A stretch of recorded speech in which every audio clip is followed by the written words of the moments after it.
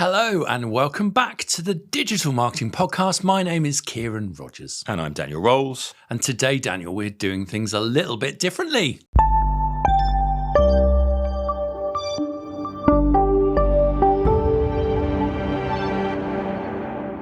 So first of all, if you're watching this, you'll know this is a video. If you're listening, it wouldn't be quite as obvious. So this is the first time we did do one as video before, but now we're in a new setup and we're going to start doing these in a slightly different way. But also, we are joined by a new member. Yeah. So let's start the intro again. Hello, my name is Ciaran Rogers. And my name's Louise Crossley. And I'm Daniel Rolls.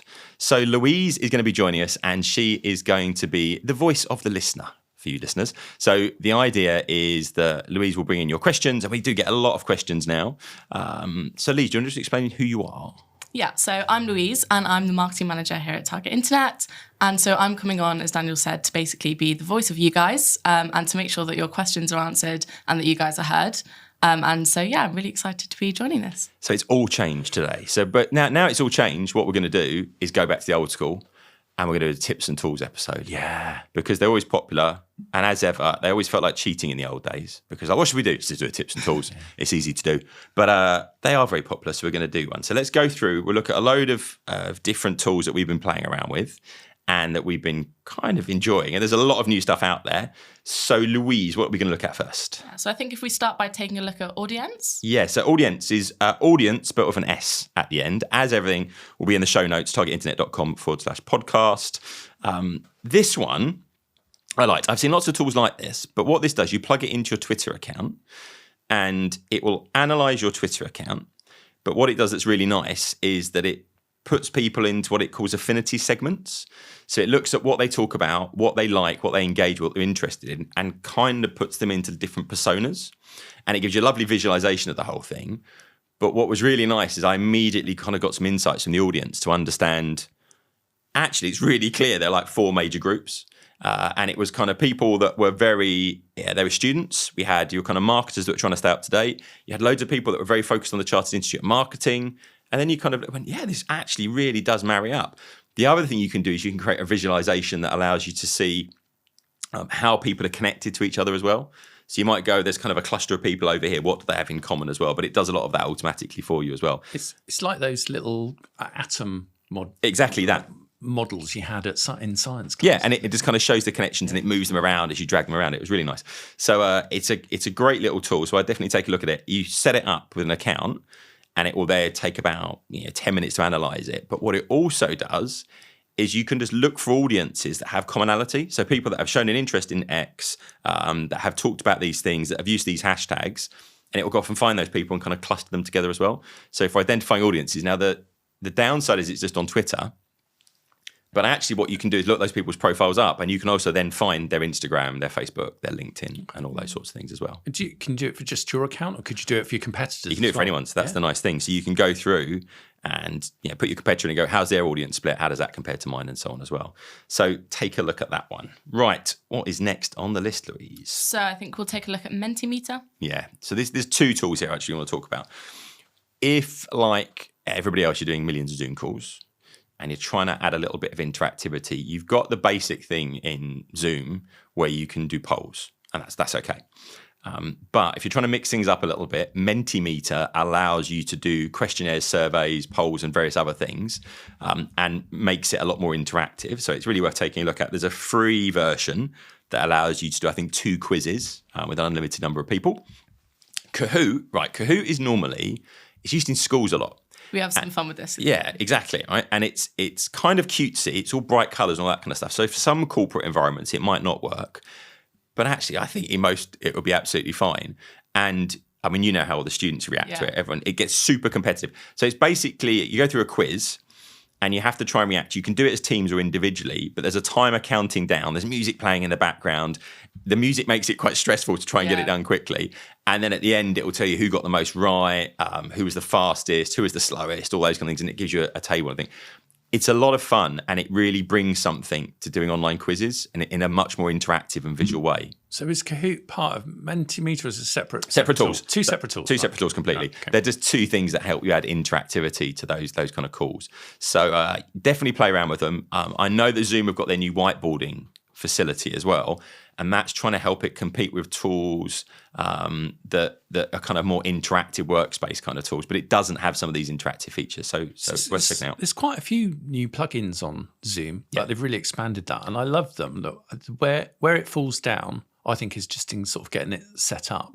So you always have that classic problem, don't you, of, okay, so I've got it set up, but in order for other people to take part, they need to like accept permissions, and then they've got it. So it's like an extra step. And I always think, actually, if you've got a regular class, that's fine. You just get that set up. Right, absolutely. I think one of the challenges, if you're doing a one-off, those few awkward minutes, it's like at the beginning of every meeting where like the vis aids aren't working, and you do that funny dance where, you make stupid jokes about it. IT, all the rest of it. And it's just awkward. And it doesn't really flow through. So I think that's, but I was looking at it last night, actually, after you told me about it, and it integrates with all sorts of things that other platforms like Hopin and Microsoft Teams and Zoom. Yeah, and I get really frustrated with Teams and with Google Meeting as well, because if you're presenting, in many situations you can't see the chat. Which is kind of defeats the purpose a little bit, right? Because you're like, I'm showing something, people are asking questions, I'm just ignoring them, and it seems really rude. What I realised on Teams is if you log on two different devices, so I've got my laptop. Is that how you do it? So I've got my phone, and you can connect twice to the same call as the same person. That's so good. And then suddenly on one I've got the chat, and on the other one I've actually got the presentation. So it's okay. So you can do it that way. But yeah, make those presentations a little bit more interactive, add a bit of a layer to it, but don't put the friction in the way, because as you say, that awkward moment. I always find that thing at the beginning of a Zoom call. It's like, well, we're just waiting for a couple more people, so we'll just give them 2 more minutes. Yeah. And everyone, you can see them thinking, why did I get here on time? Yeah. And it's just all a little bit awkward. So trying to avoid that is good. Well, get it done in advance. Like plan for it. Have a just record a short video and send it to everybody. Not everybody will, but most people will. Right. And then it's kind of like done and dusted, isn't it? Absolutely. The nice thing about Kahoot as well is I think if you're planning to talk about a specific topic, there's loads of different Kahoots that you can go through. Yeah, that's a good point. Or you can create your own. So there's loads of quizzes already. So if you're lazy, like I am, and you just search digital marketing quiz. And there's loads. There are loads in them. They're really good as well. Or they watch it because some of them are a bit out of date, and it starts asking about, old SEO stuff that doesn't exist anymore and things like that. But there's loads of really good templates. And you can, my favourite thing for this as well. So you can have a YouTube video playing in the background whilst people are logging in. So it comes up and says put your code in. So good fun with this. Yeah, so every time the video has to be rickrolling people. So it's never going to give you up.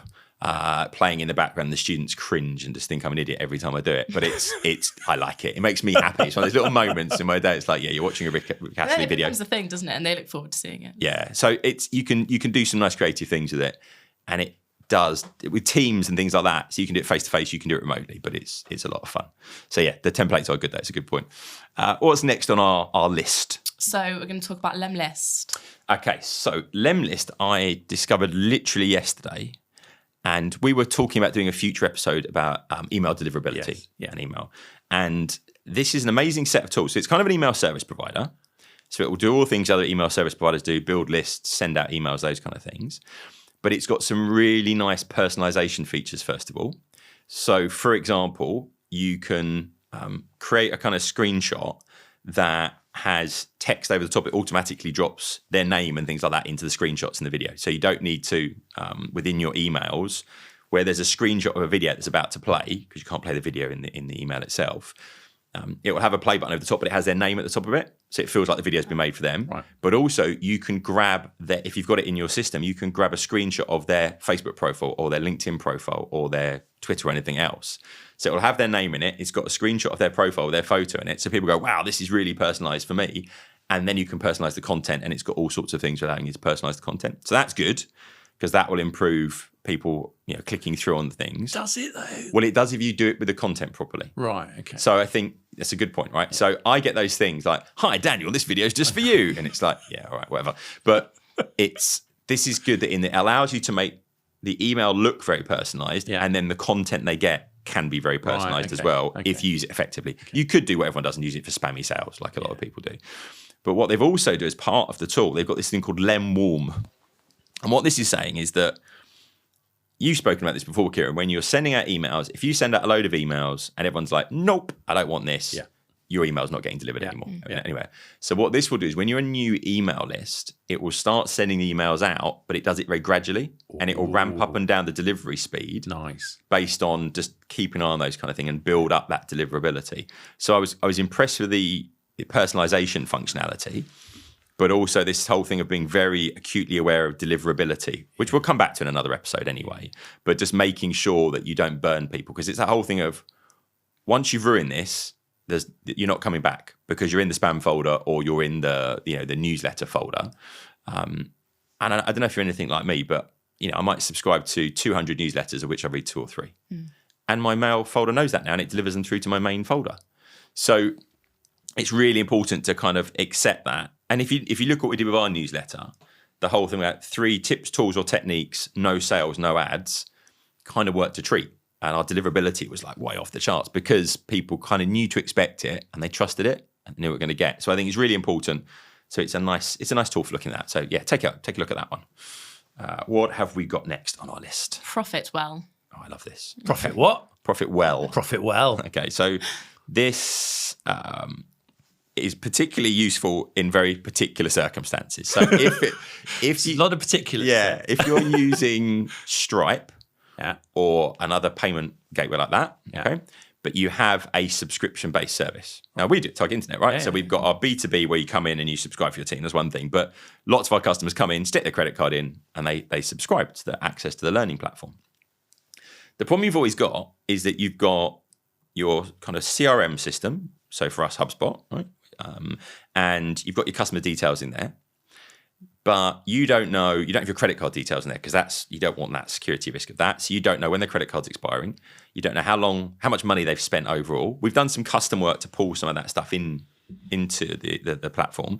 But actually, this is amazing. So I went in completely for free. You connect it to your Stripe account, for example, and takes about half a day to set itself up. And then you go in and it says, this is how many subscribers you've got. This is how many have lapsed. These are how many are in trial at the moment. This is your monthly recurring revenue. These are the people whose credit cards are going to expire in the next month. All of that stuff automatically. You've got dashboards, so you can say, I want to grow 20%, and it will show you where you are opposed to your targets and stuff like that. And we've had so many struggles just trying to go, how many customers have we got? The information can just get lost sometimes, can't it? Yeah, it's in so many different platforms and so many different places. We're forever talking about the fact like this joined up data. Well, this was like magic. I was like getting so frustrated. I remember you telling me about it. Yeah, and it's just this whole thing of we've spent months custom putting code in and pulling stuff into HubSpot, which is all great, but still you're not going to get that level of detail. It'd be a whole point. Whereas this was like one click. Oh, okay, that's my monthly recurring revenue. That's quite interesting. These are the many people. I've got loads of trials at the moment. I had no idea I had this many people on trials at the moment. What's working? Oh, that paid search campaign's working. So what was interesting is that I could then I could investigate based on this down into the digital marketing side of things, although it didn't need to be completely joined up. So was it using artificial intelligence to organise unstructured data? I don't think it even is. I think it's just quite clever in that it visualises the data nicely, because it is structured data in that, how many subscribers you got. You've got Stripe has all that detail of, what type they are. Are they in a trial at the moment? When does their membership end? All those kind of things. So it's all there. It's just that there's not a great visualization of it. Stripe does some of that, but this just gives you the amazing reporting dashboard.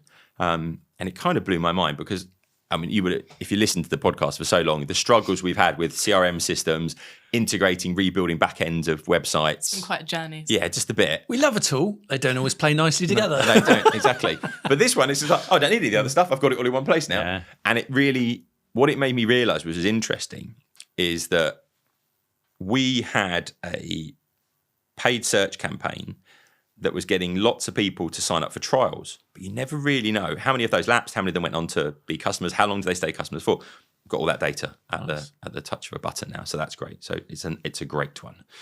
Nice. Right, the next one.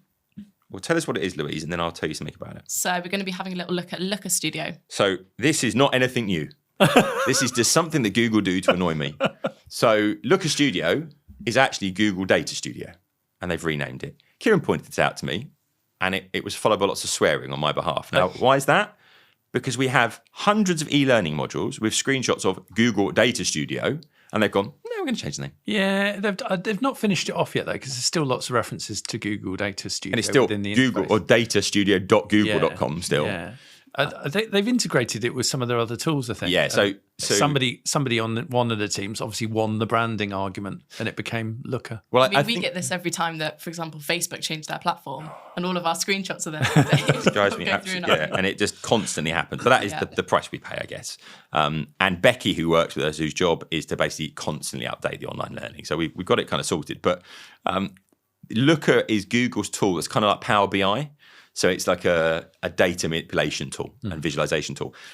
I get the feeling from the name change that they're going to be building a lot of that functionality into Data Studio as well, which I don't think is actually there yet. So I think there's a way to go on this as well. But it's worth keeping on. If you haven't been in a while, go back in, have a look at it. If you've got no idea what Data Studio is, and go, what are they talking about?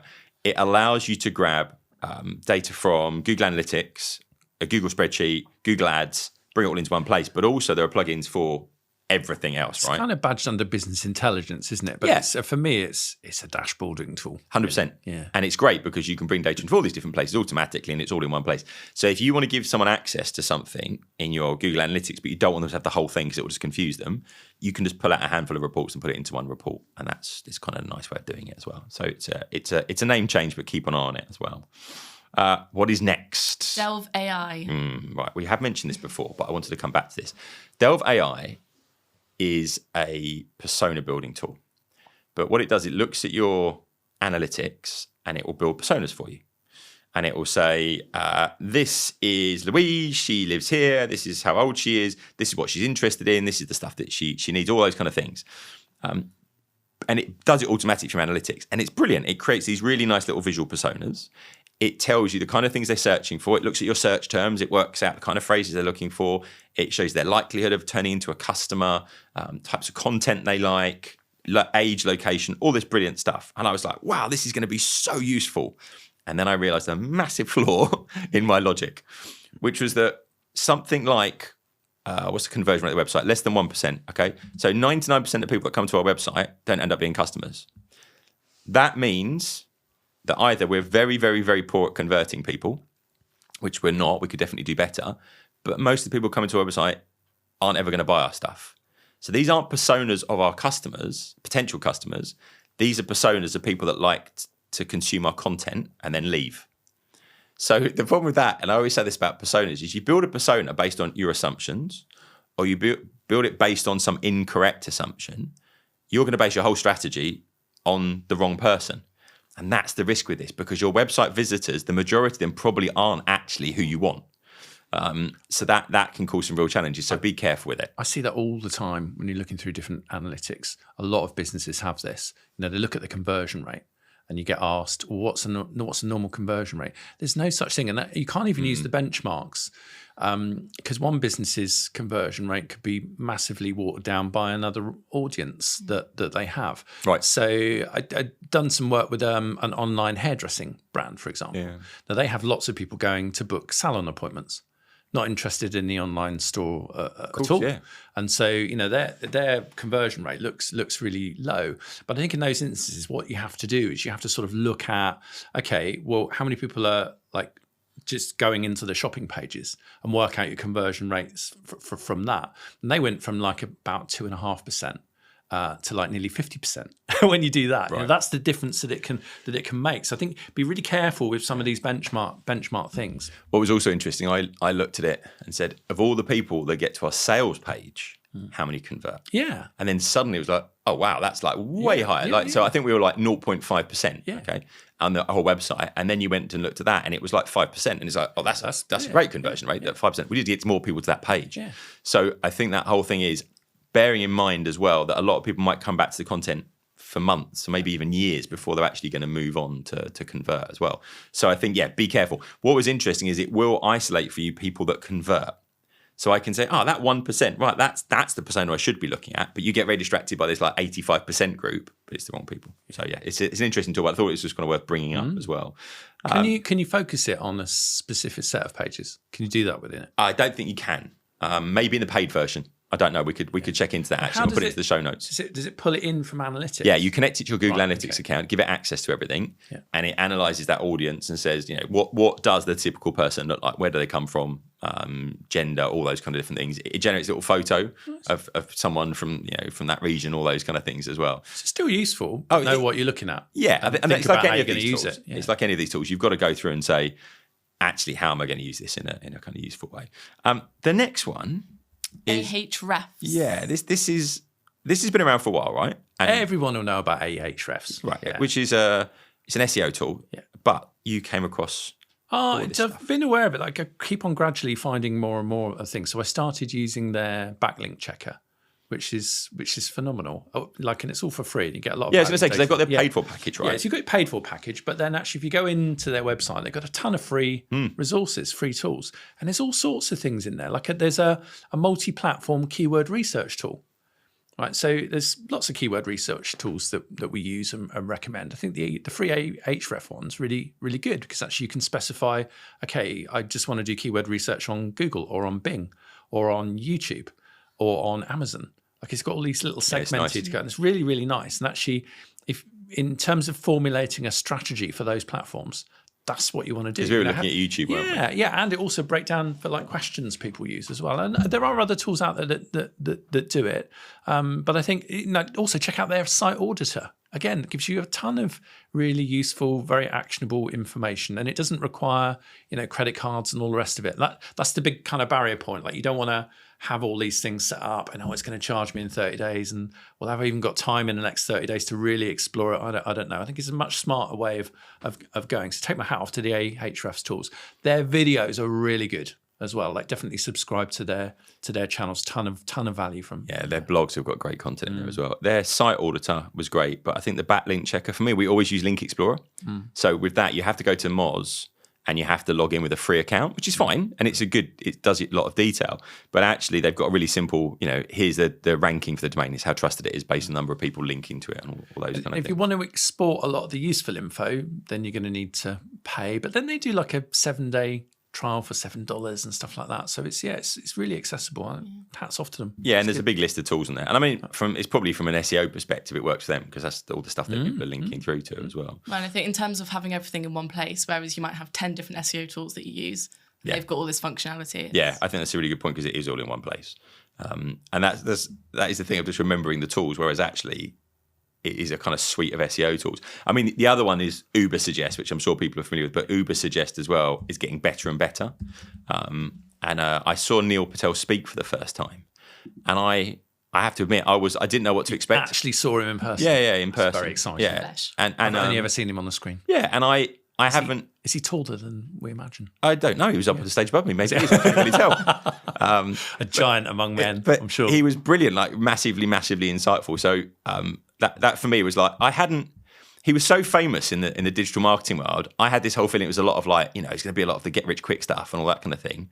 And the way that he titles his videos, that does kind of draw you in a little bit. Actually, really, really straightforward, good, fundamental advice. So I was really impressed. So yeah, big shout out to Neil Patel. So just before we move on, if you want to find these free tools, go to ahrefs.com, scroll right to the bottom of the page, and they're all listed. And there's a ton. You've got webmaster tools. They've got their own webmaster tools in there. You've got a backlink checker, a broken link checker, a website authority checker, a keyword generator for YouTube, for Amazon, for Bing. There's a SERP checker. There's an SEO toolbar. There's a WordPress plugin. There's a keyword rank checker. There's a difficulty. There's a ton of stuff in there. Right. It's like one tool that does loads of we'll stuff. put, of course, as normal, targetinternet.com/podcast. You'll have the show notes for all of this stuff as well. Let's move on. I was quite excited about the next one. So we're going to talk about Optimunk. Optimunk. I think it's a brilliant name, first of all. I like saying it. You wouldn't Optimunk. forget it, would you? Yeah, I don't know. It feels nice to say. Is it in any way religiously related? Not at all. No. Okay. If you didn't know what it was, which maybe you don't know what it is, I have no idea. what would you guess? Optimunk. Is it something to do with MailChimp? No. No. It's a good guess. You wouldn't guess. It's basically pop-ups. So, but not pop-ups. Calls to action. Right. So this came from a conversation Louise and I are having about creating calls to action in HubSpot. Okay. And I love HubSpot. You know that I love HubSpot. Does love HubSpot. But what we did found it was a bit limited in what it could do with pop-up. Like one type of pop-up in one place. It's not true. It is. It's a little bit limited. So, and there's not much tracking, because if I wanted to do multiple versions and A/B test them of like a call to action somewhere on the page, I couldn't do that. I couldn't, unless there's an actual form in the call to action, you don't get any data how many people filled it in, because we just put a button that goes somewhere, and that then you don't get any insights from it. So I was like, all right, we need a better solution. We had used some other solutions previously, ConvertFlow and a few other things as well. And my big problem with them was you have to add some JavaScript to every bit of your page, every one of your pages. That's fine. When we looked at our page load times, and this is not particularly pointed at ConvertFlow, although it was an issue with ConvertFlow, but it was an issue with lots of others as well. They're really, really JavaScript heavy on every page. And it meant it was slowing down. And we spent all this time trying to speed our website up. We've rebuilt the complete back end, and then suddenly it was being slowed down by these plugins. The one for Optimunk didn't do that, because it only loads the bit of JavaScript that you particularly need on that page. But it has, you can bring sidebars, top bars, lots of calls to action that aren't too intrusive, will fit around the content you've got without going over the top of it, because that's what I don't like. So I love the fact in HubSpot we've got these little calls to action that come up, and they sit in a bit of the page where it's not over the top of any content, and we can create them to be helpful to the user. You're reading about this, have something else about this. It's not just about selling people stuff. They're really complimentary. Yeah, they do look nice. So I wanted to find something else that did things like that, but I wanted to be able to test it for free in the real world without having, logos all over, because a lot of them, like, you can use it and it will have their logo over the top of it and things like that. Optimunk allows you to do 15,000 page views on a free account every month. Wow. So you can serve this up for free on a load of your pages, and it will just stop when you get to your limit. And there's a load of different, and it's a load of analytics, and actually it plugs into loads of other tools as well. Right. So actually we can plug it into HubSpot or other things like that as well. So definitely worth taking a look at. And I really liked the options it gave you, and I liked the fact that it would give you really simple A/B testing, so you could try out different versions and so on as well. And I think you just got to be really cautious of these tools, because I get really annoyed when you go to a website and it's just pop up chatbots. Can I help? No, you can't. And all the other stuff coming up. Yeah. And then there's, when you go to leave, the whole screen gets taken over, and it is just really, it is irritating. So use them cautiously, but have a play around with them and see how you can use them. But it's a nice tool, and it's got some good testing features. Right, I think this is moving on to the last one of our list, and this is one that Ciaran is going to go on about loads, and we're going to argue about. So, So Horizon Workrooms. Oh, so good. This so good. Right, so this is a little bit niche, but I think you should all take a look at this. I think when Ciaran says this is a bit niche, this is terrifying. So, for example, we were talking earlier on about carrot bacon. That's carrot bacon. Carrot bacon. Yeah. Sorry, it's the new way forward. Louise is not convinced. She's not convinced at all. No. So I'm going to have to look. If you want to know about carrot bacon, just Google it. You'll find it. But you can make bacon. Would it be in the show notes? I'm going to leave. It will be now. Right, yeah, fine. I can leave a link to a video. Yeah, it's good. Well worth checking out. Horizon Workrooms. Then, so you need the Oculus Quest 2 for this. It's an app. I think it's like a meta app. Yep. They're fully behind this, and it's basically a way of entering into the virtual world. But it's what I like about it. It's a multi-user virtual world. So we could be having this meeting in there, and we'd just each see little cartoony avatars. Right, so it's not like photorealistic, it's cartoony. But what I really love about this is actually they've brought integrations. One of the problems I've had with working in VR, which is very exciting, because actually we tried this out. We did. But I'm not a touch typist. Like, I'm quite good, but not quite there yet. And I never make it through the barrier. Louise is like, you're taking lessons, aren't you? Yeah, I was, and I fell off the wagon, didn't I? But Louise is like, wait, what? You don't touch type? I'm like, yeah, but everyone in the office, we sit around and we were sitting there like this, like kind of like, and by the way, for the non-video version, this is me doing strange things with my fingers. I forgot they were also doing audio. And we're all sitting there kind of typing very, very slowly. And you hear this noise in the background, and it's Louise, doing this really as well. Good. And because of Nows as well, there's this amazing clicking noise at high speed as well. Yeah. Become a bit of an inside competition. It has. So anyway, I'm not as proficient as Louise is on touch typing. And when you've got goggles on, you can't see your keyboard. Right, and there's been all sorts of attempts to solve this. So you press certain keys on your keyboard and it positions the keyboard. But your keyboard moves and then it's all out of sync. And it's just like a pain in the neck, to be honest, right? So this is what Horizon Workrooms have solved. So for a long time, this would integrate with a particular Logitech keyboard. which was expensive, like well over like $130, and you couldn't get them for love nor money because it was the only keyboard that They're nice. I mean, I should say I've got one. It's super nice. It is a nice keyboard. And then they've started to release more keyboards. So then they released the Apple Magic Keyboard. I'm like, yes, I have one of those. A lot of people have got them. It's a great keyboard. And actually, it's not too expensive. It's a really good keyboard. Actually, if you look at when I was doing the touch typing, got really into what's the best keyboard, and actually that's always in the top 3, top 5. I've written the equivalent now, I think, of, I did the numbers quickly, about 9 or 10 books on that Magic. Yeah. And actually, I've had all the different keyboards. Yeah. And the Apple one is one of those I prefer typing on. It's nice. It's because nice. The odd thing is, I'm off at a tangent. You are. But I'll come back, I'm sorry.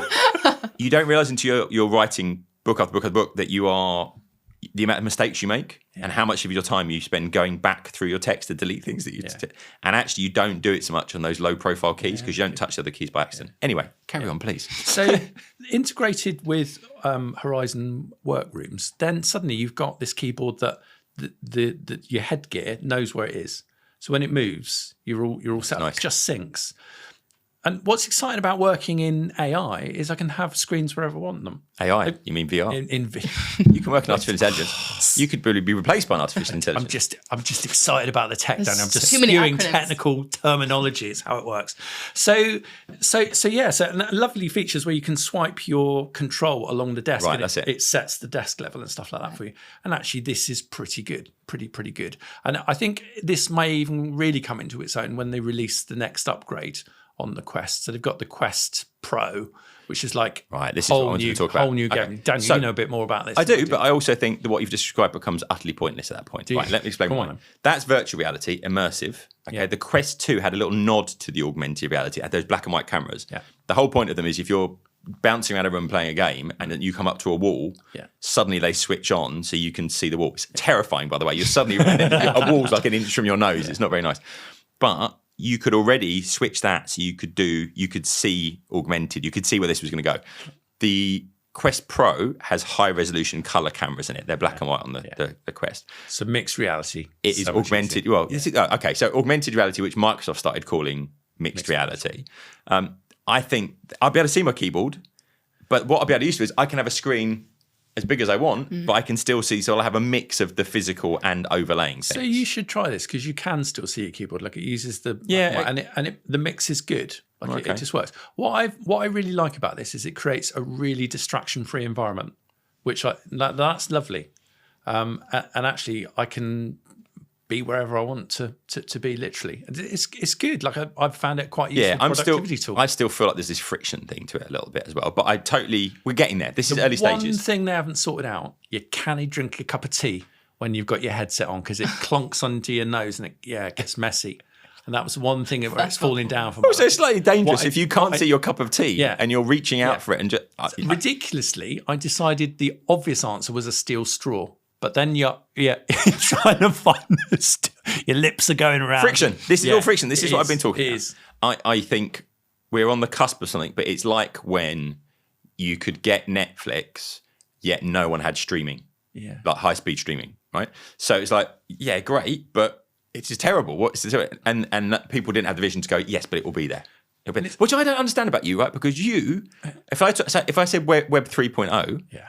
Don't get me started. Right, yeah. Here we go. He'll get right. We were arguing we were met up in a hotel earlier on, and he was being very, very cynical of Web 3.0, and yet is so enthusiastic about virtual augmented reality. I think it's just I can see it. Like I honestly think that these things are coming to an apex. Yeah, like we're coming to a fork in the road, and I think it's going to be bigger than the whole. Like when they first produced the iPhone, like look how that changed everything. Literally, to take a phrase out of the Apple playbook, and I think this is going to be huge because suddenly it means the internet is breaking out of that glass screen confined. So marketers shouldn't be too dismissive. I agree. No, I can be a bit dismissive. We need to get behind this. We need to start experimenting, playing with this in our heads because it's a massive reality shift. I've got this terrible feeling what's going to happen is we're going to enter this virtual world, and then we're going to go in, and there'll be a screen in the virtual world with a normal website on it. And we'll be clicking on menus to get through the website. That's what we always do. Right, yeah. When they invented steam power, the mill owners at the time had lots of money invested in wooden tech. So what did they do? They used the steam engines to pump more water into the wooden wheel because it meant they didn't have to reinvest in everything. So, but that's why I think it's so important that as thought leaders and like focusing on the marketing, we need to be looking at this and getting our heads around it so that we're above the curve. Because there was going to come a point where suddenly all of these websites that we have right now look like high resolution CFAX. Really low quality teletext TV. This is showing our age, right? Because I did say to you earlier on, Louise has probably got no idea what CFAX is. Yeah. So, no idea? No. Okay, so on your TV, you could press a button to explain this now, right? And you could get super, super low resolution. Yeah. And to explain low resolution, like ridiculous low resolution pages. 8-bit retro computer game, with the chunky square like graphics. And you could Really type in pixelated. like that. 103 for page 103. You had and three numbers to navigate with. And it So would, you had 999 pages of information. Right. That was it. Much like most websites, about 1,000 pages. Yeah, there you go. Tick. It's kind of similar, but it's high res. Now we've got high resolution CFAX. That's web pages. That's Web 2.0.